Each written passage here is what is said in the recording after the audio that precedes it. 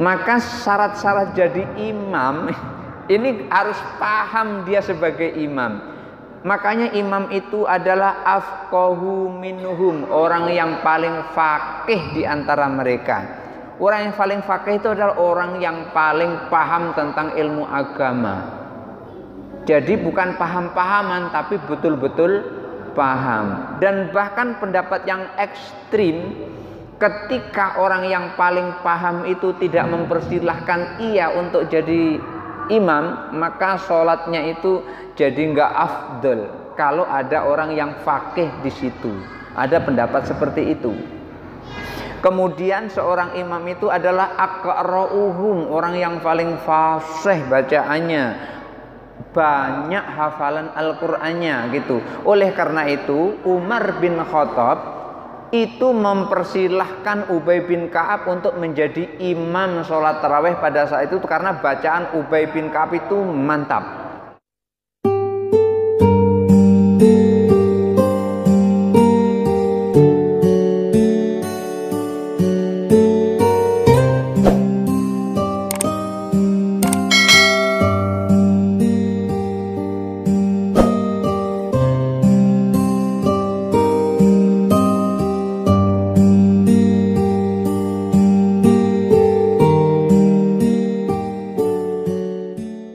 Assalamualaikum warahmatullahi wabarakatuh.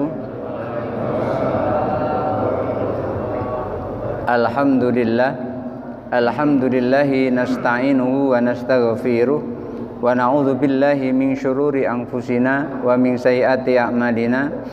May yahdihillahu fala mudhillalah wa may yudlilhu fala hadiyalah.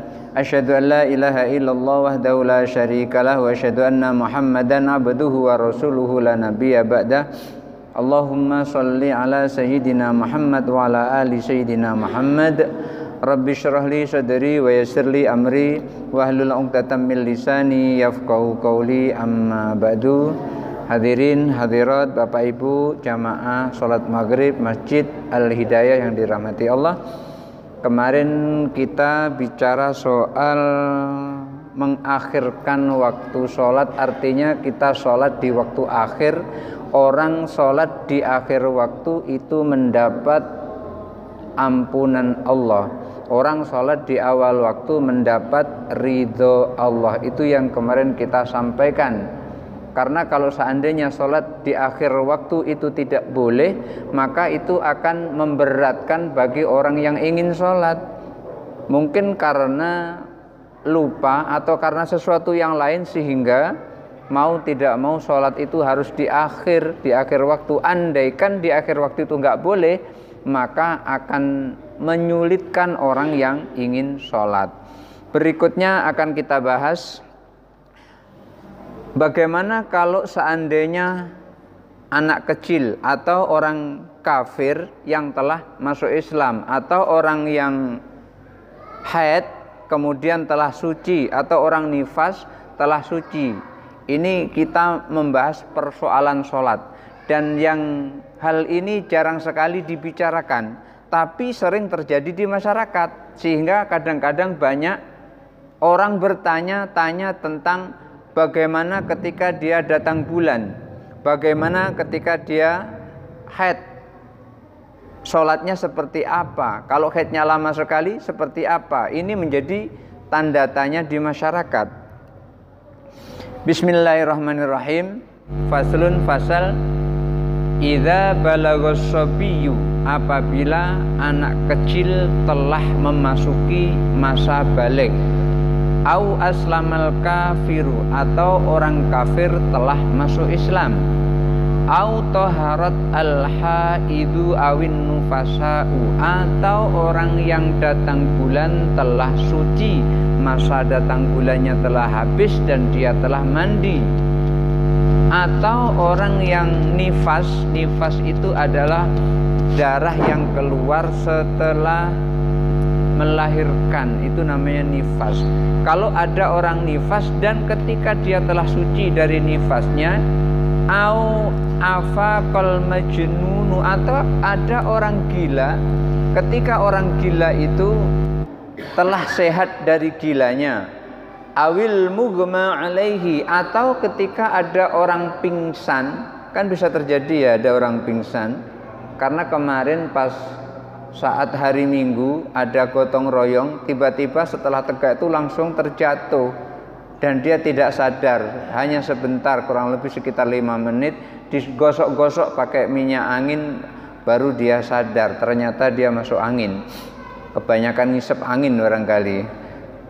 Kemudian dia terus sadar, wa qad baqiya min waqtis sholati, pada saat dia sadar tadi, pada saat anak kecil masuk usia balik, orang kafir masuk Islam, orang haid, orang nifas suci, orang gila, orang pingsan sadar, pas pada saat seperti itu masih ada waktu sholat.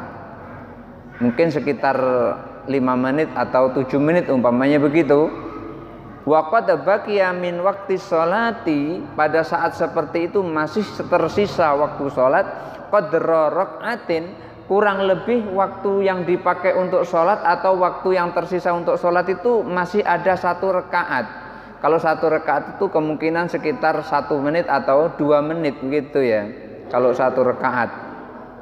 Lazimahu fardhul waqti, maka orang yang seperti itu masih tetap harus melaksanakan fardunya sholat pada saat itu.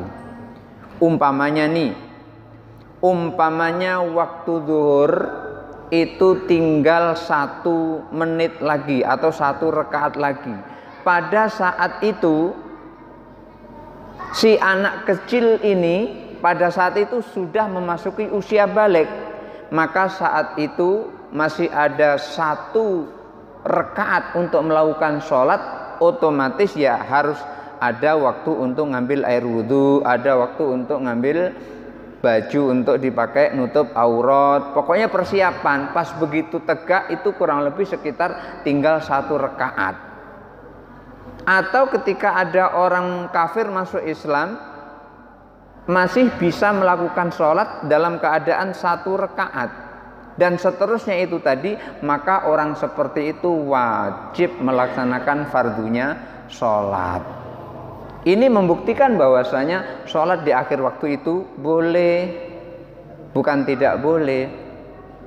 Apa dasarnya? Lima ruya Abu Hurairah radhiyallahu an, berdasarkan riwayat dari Abu Hurairah radhiyallahu an, anna Nabi sallallahu alaihi wasallam qala, bahwa Nabi sallallahu alaihi wasallam bersabda, man adraka rak'atan minas subhi, siapa orang yang telah memperoleh 1 rakaat sholat subuh, 1 rakaat sholat subuh dia telah peroleh, artinya dia sholat 1 rakaat itu sudah terlewati, qabla an tatlu asyamsu, sebelum matahari terbit dia sholat sudah 1 rakaat, begitu mau rakaat kedua matahari terbit, faqad adraka subha, maka orang itu dinyatakan telah melakukan sholat subuh secara sempurna, bukan qadha tapi secara sempurna.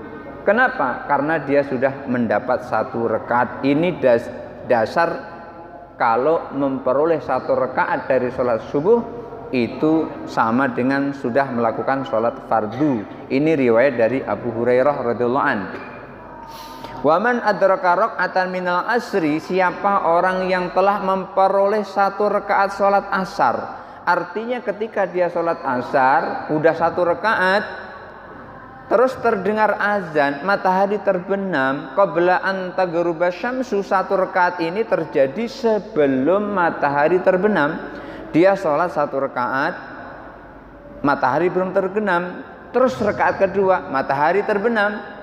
Yang seperti itu faqad adrakal asra, orang seperti itu telah memperoleh sholat asar. Jadi kuncinya adalah di rakaat pertama. Ketika rakaat pertama sudah sempurna dan itu rakaat pertama di waktu subuh, maka rakaat kedua itu sudah ngikut di waktu rakaat pertama.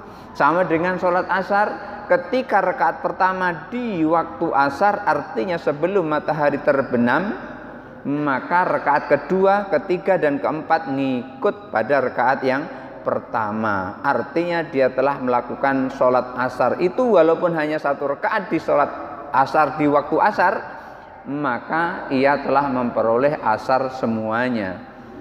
Fa in baqiya minal waqti dunar rakaati, lalu bagaimana kalau seandainya sisa waktunya itu kurang dari 1 rakaat? Tadi kan 1 rakaat nih, sholat subuh 1 rakaat penuh di rakaat pertama itu di waktu subuh. Sholat asar memperoleh 1 rakaat penuh di waktu asar. Ini gimana kalau seandainya kurang dari 1 rakaat?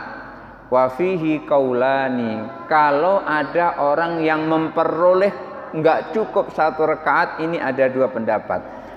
Ruyal Muzani anhu, diriwayatkan oleh Imam Muzani, annahu la yalzamuhu, orang yang seperti itu, orang yang masuk Islam tadi, anak kecil yang telah balik tadi, orang kafir telah masuk Islam tadi, sudah mengucapkan 2 kalimat syahadat, waktunya nggak cukup untuk sholat 1 rakaat pada saat itu. Umpamanya gini, umpamanya Pak Simbolon itu masuk Islam, mengucapkan 2 kalimat syahadat. Pas selesai mengucapkan 2 kalimat syahadat, itu mengucapkannya adalah di waktu asar. Pas kebetulan menjelang maghrib, selesai ia mengucapkan 2 kalimat syahadat tadi, tiba-tiba pada saat itu matahari sebentar lagi tenggelam. Dan kalau mau sholat diperkirakan nggak cukup untuk 1 rakaat, kurang dari 1 rakaat. Yang seperti itu gimana sholat asarnya? Dia syahadat di sholat asar, atau dia suci dari haid di sholat asar, atau dia telah balik di sholat asar, di waktu asar maksudnya, atau orang yang gila sadar dari gilanya di waktu asar ujung, orang yang pingsan sadar dari pingsannya di waktu asar ujung, kurang 1 rakaat waktunya itu, waktunya nggak cukup kalau mau sholat 1 rakaat. Itu bagaimana? Kata Imam Muzani, la yalzamuhu, orang seperti itu tidak perlu sholat asar karena waktunya nggak cukup 1 rakaat. Jadi ternyata kuncinya di sini adalah kalau kita sholat cukup 1 rakaat. Oleh karena itu disebutkan man adraka rak'atan min sholati subhi faqad adraka sholat. Siapa orang yang memperoleh rakaat sholat 1 rakaat untuk sholat subuh, maka ia telah memperoleh sholat subuh itu. Wa man adraka rak'atan min sholatil asri faqad adraka sholat. Siapa orang yang telah memperoleh 1 rakaat sholat asar, maka orang itu telah memperoleh 1 penuh sholat asar. Ini kuncinya adalah 1 rakaat. Oleh karena itu Imam Muzani mengatakan kalau kurang dari 1 rakaat waktunya, maka maksudnya begini, kalau dia sholat itu 1 rakaat nggak cukup, begitu baru sampai waladhdallin amin, maghrib masuk, itu nggak cukup artinya 1 rakaat, kecuali kalau sudah ruku, iktidal, sujud, duduk iftirosh, sujud lagi, tegak, baru azan. Nah itu dapat 1 rakaat. Kalau yang tadi ini nggak cukup. Kalau tidak cukup, la yalzamuhu, tidak wajib melaksanakan fardunya sholat pada saat itu. Orang kafir masuk Islam di awal tadi itu tidak wajib melaksanakan sholat asar, di mana waktunya kurang dari 1 rakaat tadi. Anak kecil juga begitu yang telah balik, orang haid juga begitu yang telah suci, orang nifas juga begitu yang telah suci, orang gila sadar dari gilanya juga seperti itu, orang pingsan juga seperti itu. Kalau kurang dari 1 rakaat tidak wajib melakukan sholat pada saat itu. Li hadis Abi Hurairah radhiyallahu an, dasarnya adalah hadis dari Abu Hurairah.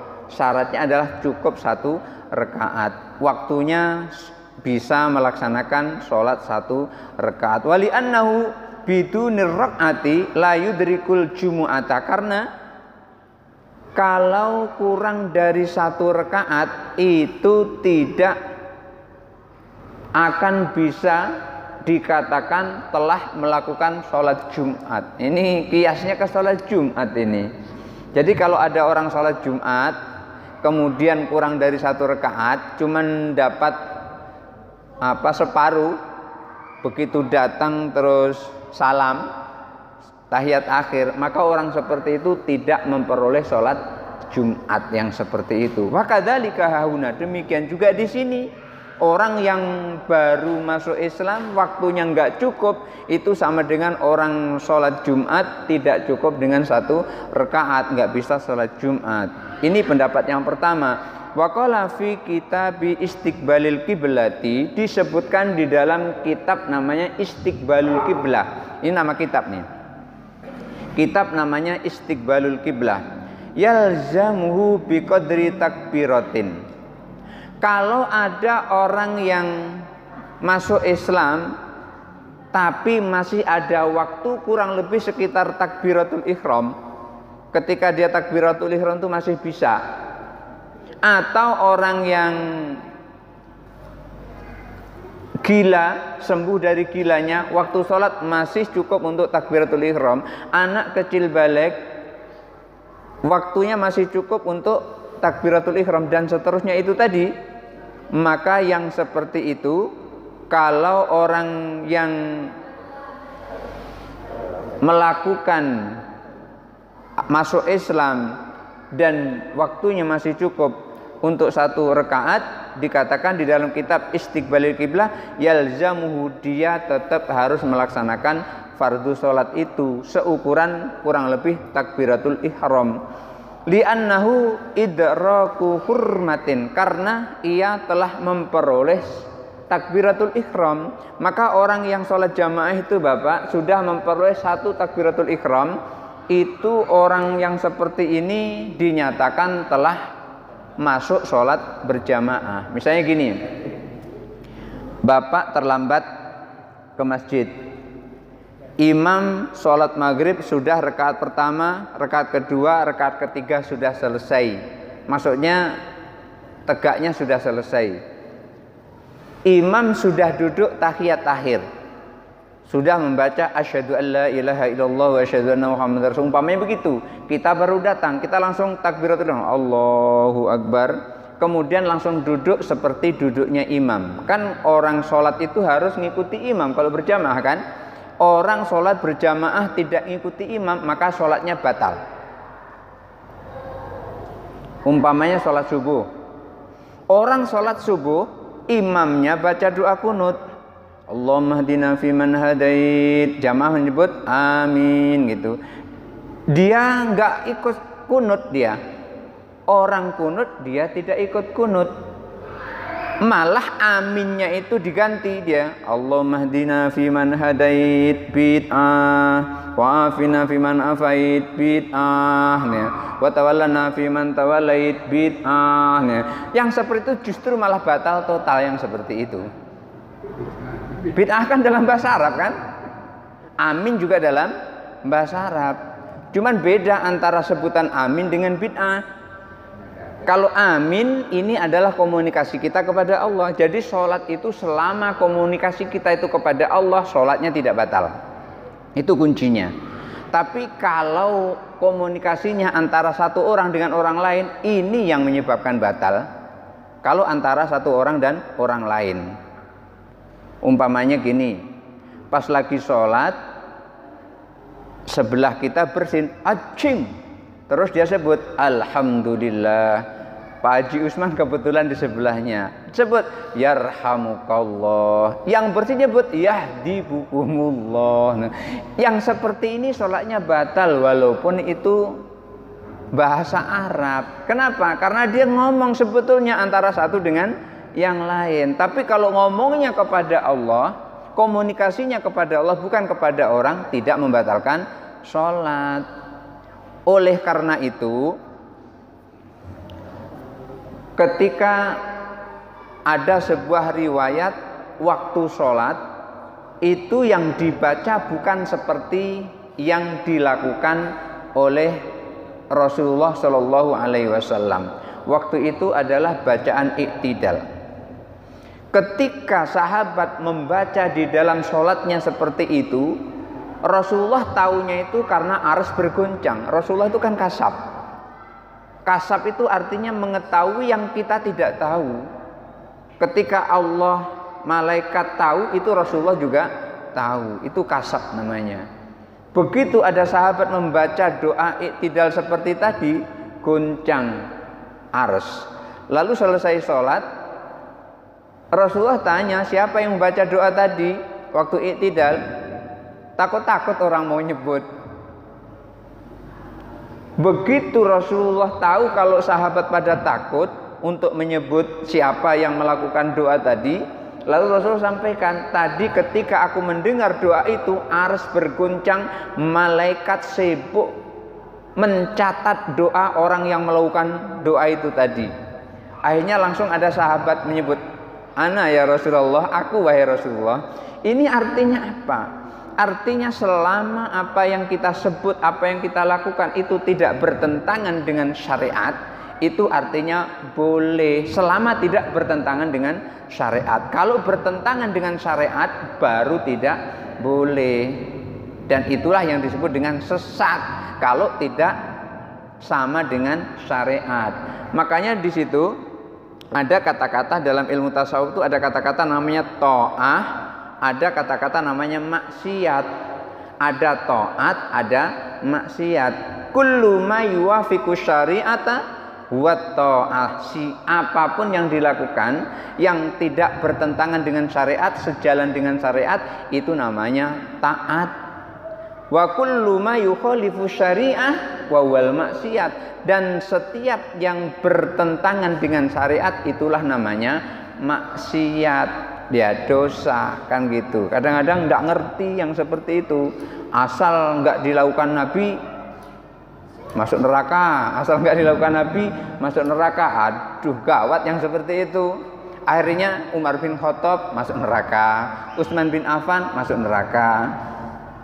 Kenapa? Karena Rasulullah nggak pernah sholat taraweh berjamaah. Umar bin Khattab nyuruh sholat taraweh berjamaah, diimami oleh seorang bernama Ubay bin Ka'ab. Dan Ubay bin Ka'ab itu sudah jadi masjid di BLK. Padahal Ubay bin Ka'ab itu orang pelaku bid'ah menurut versi dia. Justru jadi nama masjid Ubay bin Ka'ab. Ini adalah orang pertama yang mengimami sholat taraweh. Namanya Ubay bin Ka'ab. Kalau seperti itu, wah, banyak sekali yang terjebak di situ. Abu Hurairah membuat simpulan-simpulan tali untuk menghitung tasbih sampai 1000 biji supaya mudah ngitungnya. Artinya kita berzikir pakai tasbih. Kalau orang berzikir pakai tasbih itu adalah masuk neraka, banyak sekali yang masuk neraka. Kok neraka dikapling-kapling ya? Seperti punyanya sendiri. Nah, orang yang mendapat satu takbiratul ihram itu sudah dinyatakan dia ikut sholat berjamaah. Maka kalau bapak terlambat, jangan nunggu imam salam baru sholat, tapi sebelum imam salam itu langsung takbiratul ihram, sholat seperti sholatnya imam. Allahu Akbar. Allahu Akbar itu disebutkan khotwal mangkibai. Khotwal mangkibah itu adalah sejajar dengan pundak. Sejajar dengan pundak itu kata Imam Rafi'i, ini ibu jari ini sejajar dengan telinga. Jadi letaknya adalah di sini, bukan di sini. Ini kalau madhab Syafi'i seperti itu yang dilihat oleh Imam Syafi'i seperti itu. Bukan di sini tapi di sini. Ini kan khotwal mangkibai, sejajar dengan dua bau, bukan di depan dada. Kalau misalnya amam masodri ya begini, amam masodri bener nih, nggak salah kalau begini amam masodri. Tapi hadisnya adalah khotwal mangkibai. Berarti yang satu di sini, yang satu di sini, di sini. Nah, inilah ibu jarinya seperti ini. Ini yang dijelaskan oleh Imam Rafi'i. Dia adalah seorang ahli fikih juga dan dia adalah Syafi'iyah. Fastawa fihi rak'atu wat takbiratu. Maka orang yang seperti itu, orang telah memperoleh takbiratul ihram tadi, itu sama dengan dia telah memperoleh 1 rakaat dan 1 takbiratul ihram, kaidrakil jamaati, seperti seorang yang memperoleh sholat jamaah. Wa tukhaliful jumu'atu, akan tetapi berbeda dalam hal sholat Jumat. Sholat Jumat itu ukurannya bukan takbiratul ihram. Sholat Jumat itu adalah ukurannya itu sholat penuh ukurannya, bukan takbiratul ihram. Kalau orang terlambat 1 rakaat itu mengganti dengan sholat zuhur. Karena apa? Karena al-khutbatani maqama rak'atani min sholati zuhri. 2 khutbah itu menempati 2 rakaat sholat zuhur. Aslinya sholat Jumat itu aslinya adalah sholat zuhur, kemudian dijadikan sholat Jumat, 2 rakaatnya diganti dengan khutbah tadi, 2 khutbah. Oleh karena itu di dalam kitab Al-Muhadzab ini tidak boleh sesungguhnya gantian antara imam dengan khotib. Yang jadi khotib itulah yang jadi imam, yang jadi imam itulah yang jadi khotib.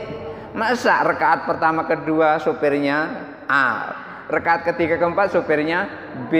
Ini bukan mobil, ini adalah sholat. Ketika rakaat pertama kedua sopirnya adalah si fulan, maka rakaat ketiga keempat juga si fulan. Oleh karena itu ketika membaca khutbah itu tidak boleh dalam keadaan berhadas, harus suci, karena itu menempati 2 rakaat sholat zuhur maksudnya. Nah, ini membuktikan bahwasanya orang yang telah memperoleh 1 takbiratul ihram, Allahu Akbar, terus dia ngikuti imam, itu telah memperoleh sholat berjamaah. Berbeda dengan sholat Jumat. Kalau sholat Jumat harus sempurna, tidak boleh terlambat. Kalau cuma dapat takbiratul ihram terus duduk, imam assalamualaikum warahmatullahi wabarakatuh, nggak dapat dia sholat Jumatnya yang seperti itu. Fa innahu idraku fi'lin, karena di dalam sholat Jumat itu adalah harus memperoleh perbuatan atau rentetan pekerjaan yang dilakukan oleh sholat Jumat itu tadi. Rentetannya harus diikuti, khutbahnya diikuti, kemudian sholatnya diikuti. Jangan dia waktu khutbah main-main di luar, kemudian nunggu imam udah rakaat terakhir baru dia masuk. Itu yang tidak boleh seperti itu.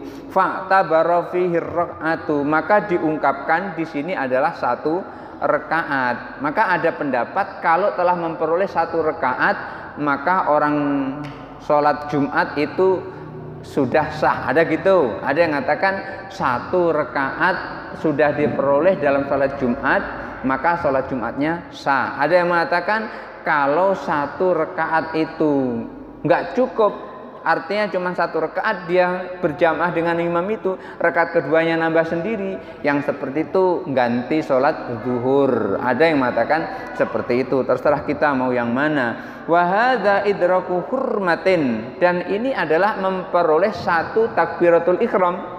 Fahuwa kal jamaati, yang seperti itu seperti orang yang sholat berjamaah. Orang sholat berjamaah mendapat 1 takbiratul ihram, dia telah memperoleh sholat berjamaah. Sholatul jamaati afdalu min sholatil fardi bisab'in wa ishrina darajatan. Ini riwayat dari Ibnu Umar.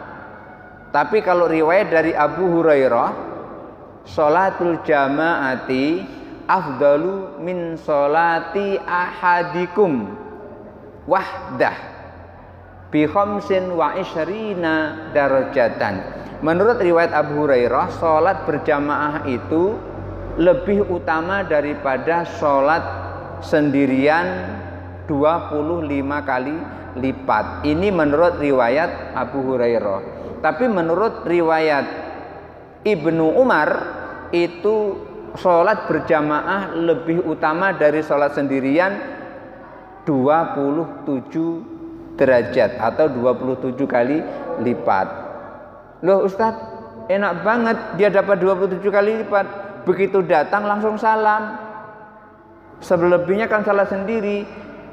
Jamaahnya ini yang dihitung, bukan pahalanya semuanya sama, tidak.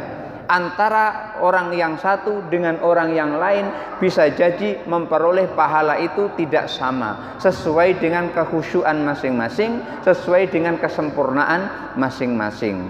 Mungkin sempurnanya si A adalah cuman 60, maka ketika dia berjamaah 60 kali 27. Sebelahnya karena pada saat itu saking khusyuknya, semuanya sudah diselesaikan syarat rukunnya, akhirnya dia peroleh umpamanya 80, itu dia memperoleh pahala. Maka 80 itu kali 27. Jadi antara satu dengan yang lain bisa berbeda sesuai dengan usahanya masing-masing. Karena sama-sama sholat, antara si A dengan si B itu bisa jadi berbeda.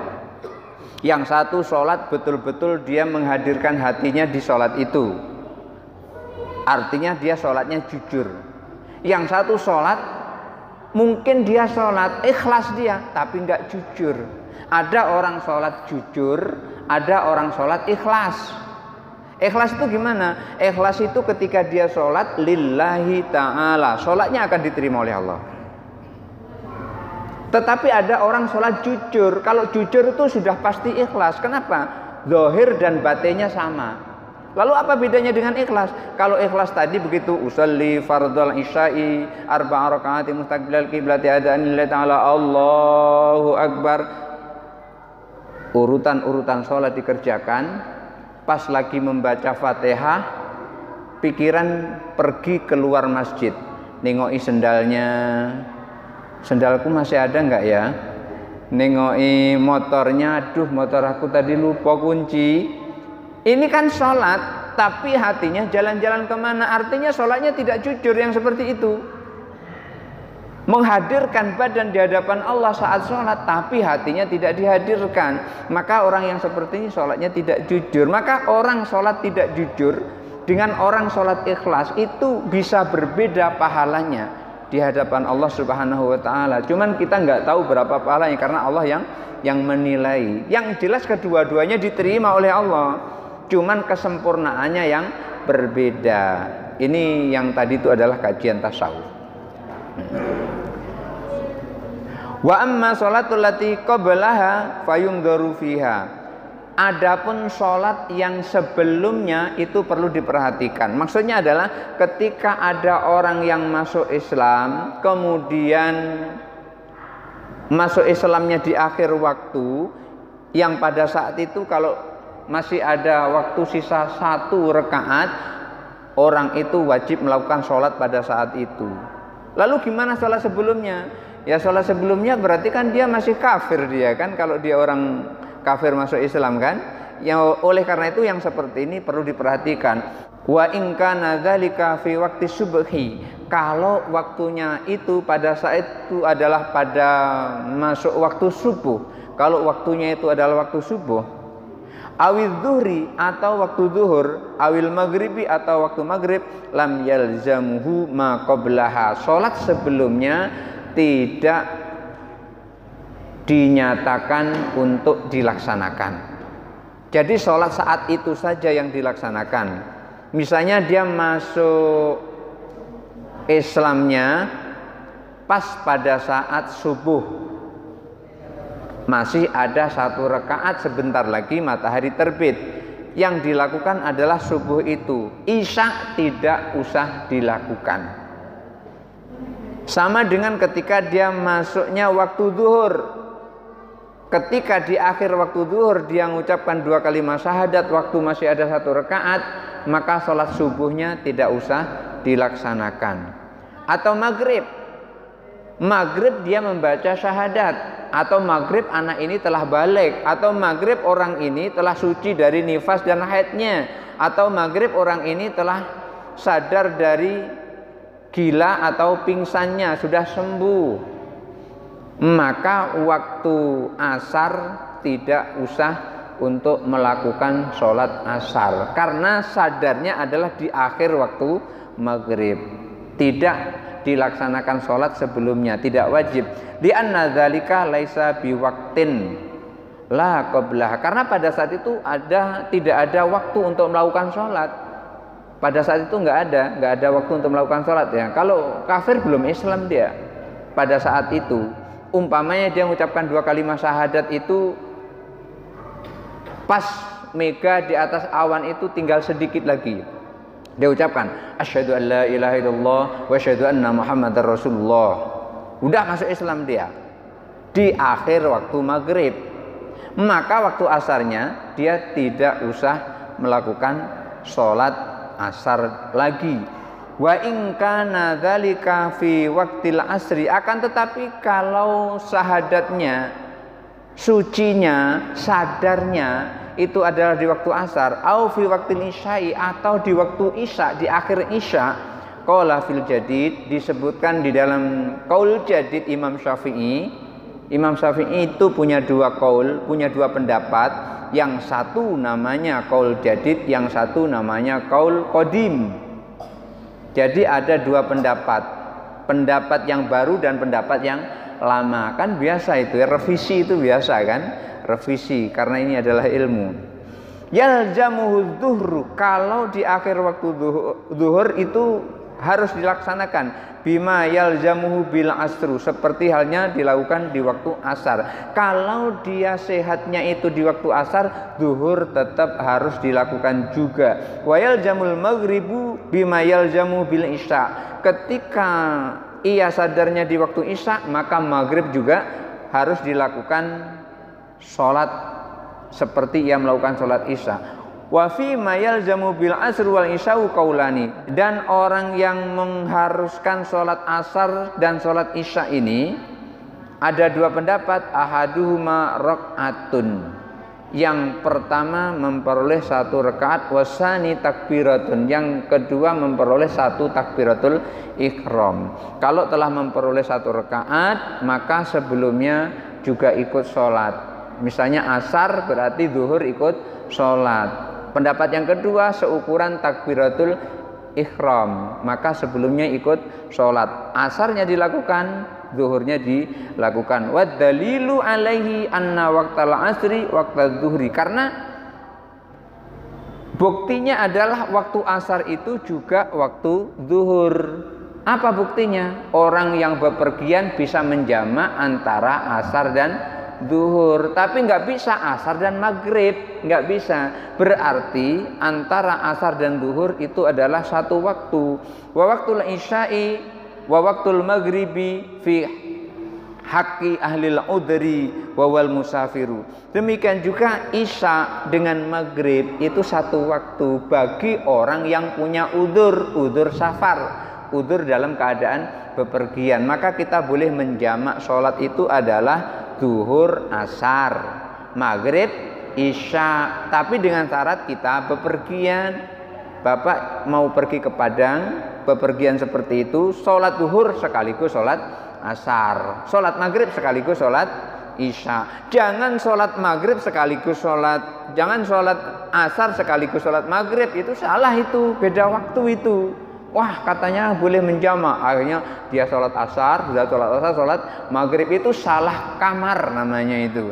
Jadi tidak boleh. Yang boleh itu adalah zuhur, asar, maghrib, isya, subuh tidak boleh dijamak. Barangkali itu saja dulu kajian kita kali ini. Mungkin ada yang mau bertanya, disilahkan, sebentar lagi mau isya. Tadi Pak Ustadz masalah hadis yang bisa dia memberikan kepada jemaah ataupun imam tetap, ataupun dia imam tetap meminta dia menjadi imam. Nah, itu hukumnya khatib atau imam itu yang meminta itu bagaimana, Pak? Ya, khatib ya. Makruh atau gimana? Iya, kalau di dalam kitab Al-Muhadzab ini akan merusak sholat Jumatnya di dalam kitab Al-Muhadzab ini. Tetapi dalam kitab lain mengatakan itu adalah makruh hukumnya. Jadi sekurang-kurangnya hukumnya adalah makruh, seberat-beratnya hukumnya adalah rusak sholat Jumatnya. Oleh karena itu, ketika saya jadi khotib di Masjid Babus Salam, saya datang karena jadwal saya pada saat itu, tiba-tiba ada ustadz yang lain datang juga di situ. Lalu saya bilang sama ketua masjidnya, Pak, bukannya saya yang kemarin tuh dijadwalkan, ini dijadwal panggilan Bapak ini adalah saya. Kenapa kok beliau yang datang? Akhirnya dibagi dua. Kalau gitu Ustadz jadi imamnya, dia jadi khotibnya. Saya bilang jangan Pak, jangan gara-gara seperti ini sholat jamaah orang rusak. Biar saja dia yang jadi imam sekaligus khotib. Ini makanya yang jadi pengurus masjid itu harus hati-hati nian. Jangan sampai lupa, makanya harus dijadwal itu. Jangan sampai mengecewakan orang yang jauh-jauh datang. Itu hati-hati. Mengurusi orang banyak itu enggak gampang, sulit gitu. Nah itu tanya lagi Pak, bagaimana kejadian di Masjid Nabawi di Madinah Al-Munawwarah antara mimbar khatib dengan imam agak jauh jaraknya, hampir 50 meter. Kalau antara mimbar dengan tempat imam jauh itu tidak masalah, karena ini adalah bagian terpisah. Ya memang dua khutbah itu menempati 2 rakaat sembahyang, tetapi pada khutbah ini kita boleh melakukan gerakan yang sewajarnya.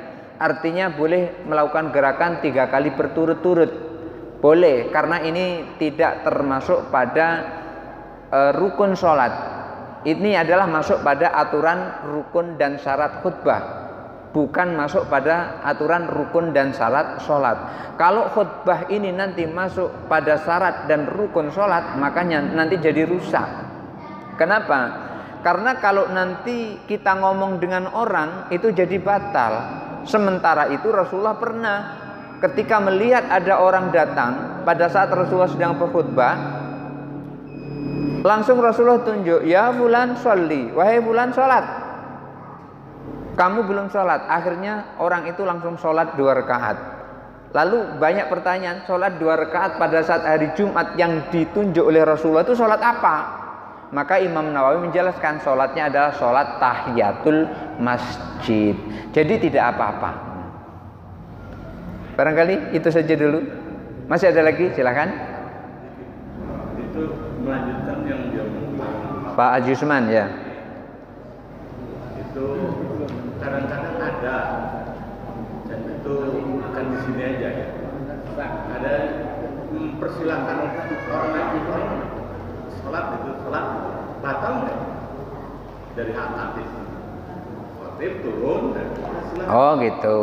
Karena itu belum memulai sholat maka tidak batal.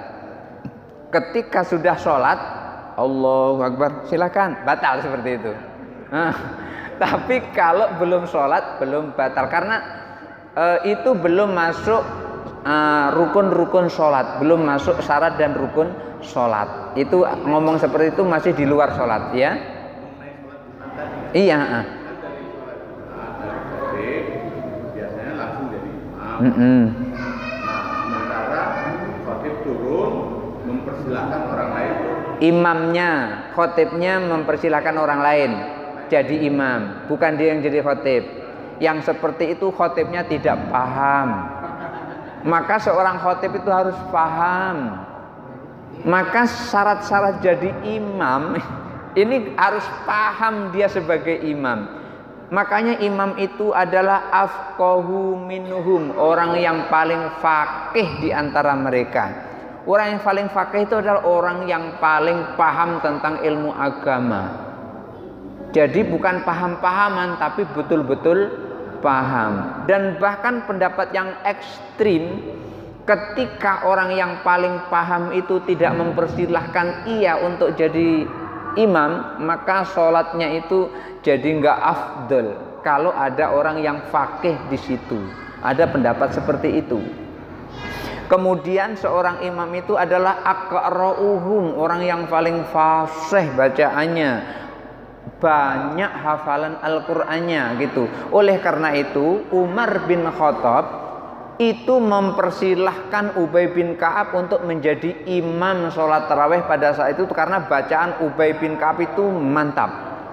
Bacaan Ubay bin Ka'ab itu lebih fasih daripada Umar bin Khattab. Umar bin Khattab fasih. Apa kurangnya Umar bin Khattab? Dia tangan kanannya Rasulullah.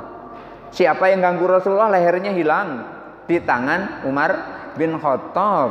Kurang apa Umar bin Khattab di hadapan Rasulullah? Ternyata Umar bin Khattab malah nyuruh Ubay bin Ka'ab untuk jadi imam sholat tarawih pada saat itu. Ini membuktikan bahwasanya bacaan Ubay bin Ka'ab dinilai lebih bagus daripada bacaan Umar bin Khattab. Umar bin Khattab fasih, tapi Ubay bin Ka'ab lebih fasih lagi. Satu contoh lagi, seperti Abdullah bin Zaid itu dialah yang mimpi tentang azan.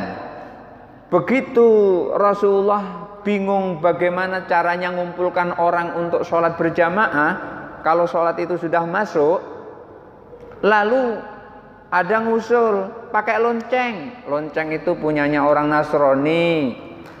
Pakai trompet tanduk itu miliknya orang Yahudi. Jangan sampai sama. Akhirnya Abdullah bin Zaid itu bermimpi malamnya. Terus pagi-paginya itu langsung mendatangi Rasulullah. Ya Rasulullah, tadi malam aku bermimpi. Dalam mimpiku aku ketemu dengan orang yang jual lonceng. Lalu aku bilang, boleh enggak lonceng itu aku beli? Untuk apa kamu beli lonceng ini?